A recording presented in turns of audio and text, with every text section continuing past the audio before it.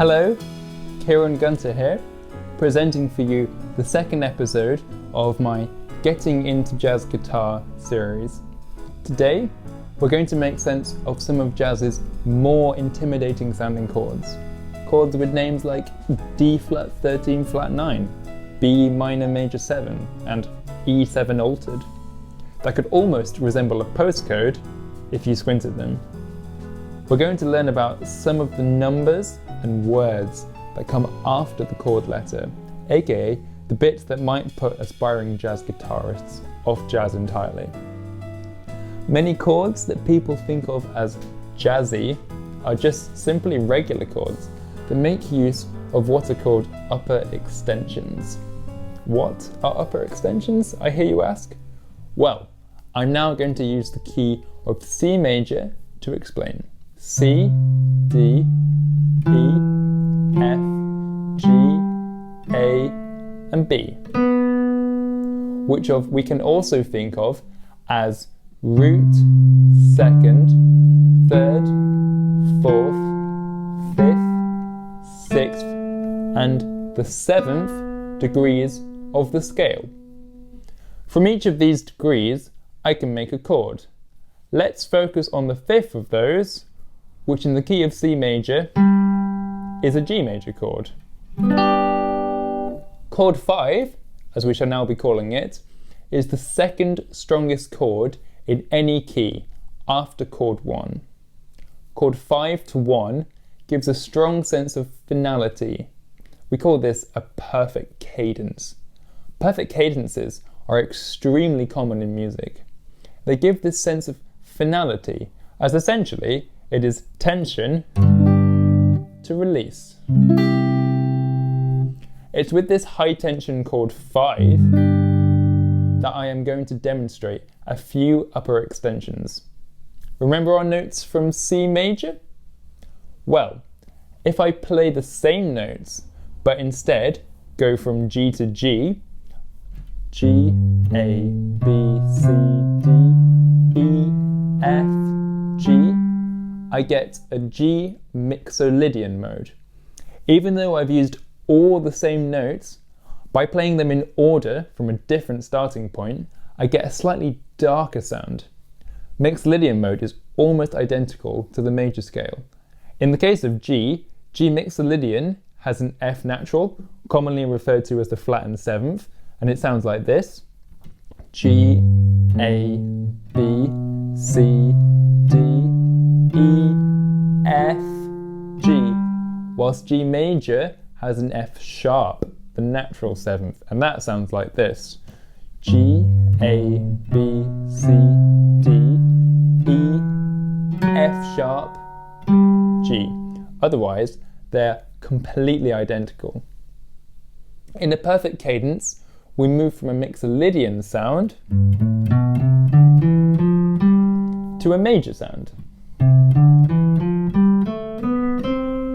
And that moving from a slightly dark sound to a brighter one, even though we haven't changed the key, is part of what makes it pleasing to our ears. The chord we get from G mixolydian mode is a G7. We could simplify it to just a G, but then it would be hard to distinguish whether it's functioning as chord 5 in C major, i.e. mixolydian mode, or as something else in a different key. In a G7 chord, a G now becomes the root, B is the third, and D is the fifth. If I keep up the pattern of missing out a note in the mode before playing another one, my next stop is F, which is the seventh. I could keep going with this. 2 notes above F is A. Now, if I played it down here, near to where I started my scale before, that one, we would call it the second. However, as the one I've just played is more than an octave above my starting root note, it needs to be called the ninth. Following on, 2 notes above A is C, and 2 degrees above 9 is 11. So C is the 11th. E is therefore the 13th, and 2 above E is a G, which means we are right back to where we began. Now, every note in G Mixolydian has been accounted for. 7th, 9th, 11th, and 13th. These are the upper extensions and can be applied to any chord. Jazz musicians will often add combinations of these 4 upper extensions on top of the basic chord to give it a different colour to the sound, but without changing the function of the harmony. That's the really important bit to remember. In this lesson, our harmonic function is a perfect cadence, i.e. chord 5 to chord 1. So now, I'm going to give 3 examples of a perfect cadence in C major, but with different extensions used on chord 5 each time for varying levels of tension and also different colours. Firstly, G7 to C major 7. In formulaic terms, a dominant 7th chord is root 3, 5, flat 7. And so in note terms for this key, it's G, B, D, F. Voicing exactly this way is doable on the guitar, but a more common way to voice it is to lose the 5th entirely and voice it instead root 3, 7, G, B, F, which sounds up here in 9th position like this, G, B, F, and gives us a perfect cadence that sounds like this. In case you're wondering why I'm playing C major 7 and not just a C, C major 7 is a more common way to play a C chord in jazz if it's functioning as chord 1, like it is here.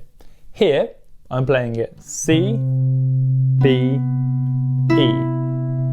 Okay, example 2. Let's add a 9th on top, making our cadence G9 to C major 7.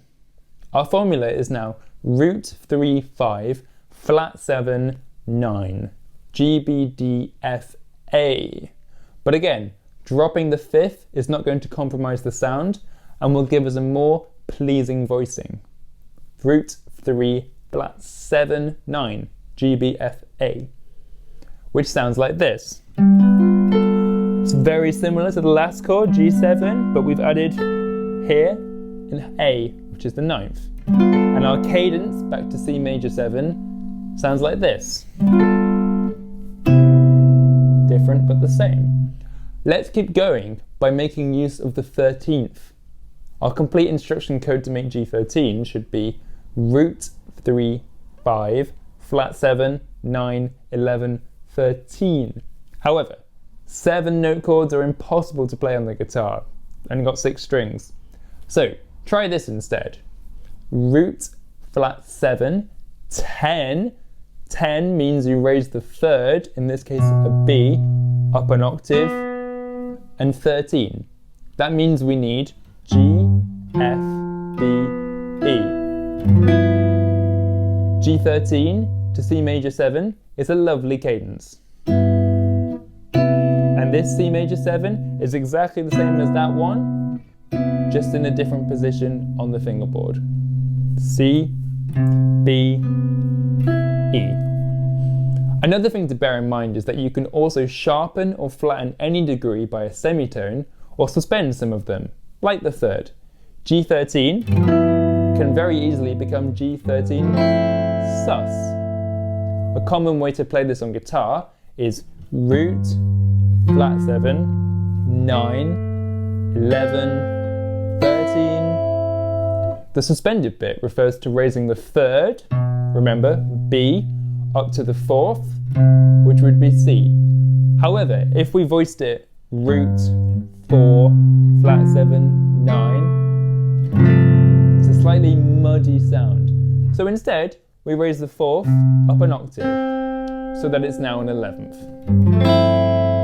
Doing this still makes a lovely perfect cadence back to C major 7. If any of the 3 chord tones or 4 upper extensions can be flattened or sharpened, or we make use of suspensions and also inversions, we haven't talked about that in this, then that gives an amazing number of possibilities and suddenly helps to explain why jazz tunes might seem to have a never-ending amount of different chords. They haven't invented their own chords, they're just making full use of the scale that each chord comes from. And that's the basic principle to understanding how to play these chords. Granted, you'll need to know the notes in all the major keys and where they are on the guitar, and we won't be covering that in this video. If you're struggling with this, get in contact through my website and I'll give you some helpful pointers. Or you might wish to watch my previous episode, Opening Up the Fingerboard. Because once you have these things in place, there won't be a single chord at all you won't be able to figure out. And you'll have many possible voicings at your disposal for each chord, like I did in this video with C major 7.